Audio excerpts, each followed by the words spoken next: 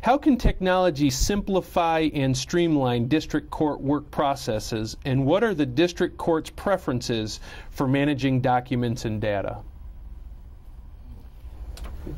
Well, we have a system in the state of North Carolina. It's called NCJoin, and this is a database that we enter all the information that comes into a court service office. So when a complaint is filed in the state of North Carolina, we actually enter that information into NCJoin. And what this technology really gives us a chance to do is analyze everything that's going on in the state of North Carolina. So we can look at what are the risks and needs facing the kids in the state of North Carolina that are court involved today.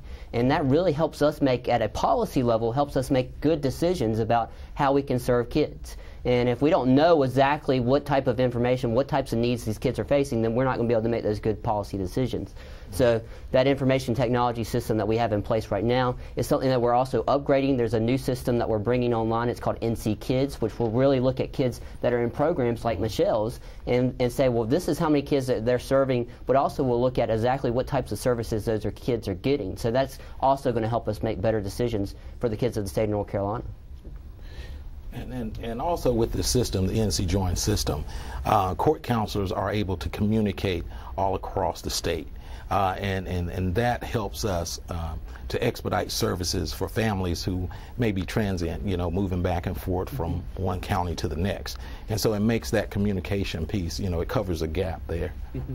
Does it also regionalize so that you may look at different areas of the state that have different things that they want to address with juveniles? Definitely. Yeah. Definitely. Okay, so we can look at it by district, or we can look at it by, we have areas in the state of North Carolina, we have 4 regional areas that we look at, and so we can look at it at that level, or we can drop it all the way down to the county or zip code level and really find out what's going on in those different areas of the state. And our services that we're talking about this evening, are they available to all members of the state, bigger communities, smaller communities?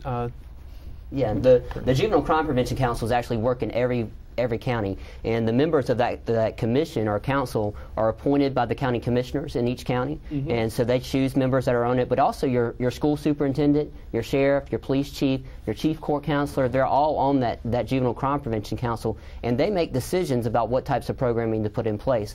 The state gives them $23 million, and they get to spread it up in all 100 counties and decide what programming makes sense for their individualized county.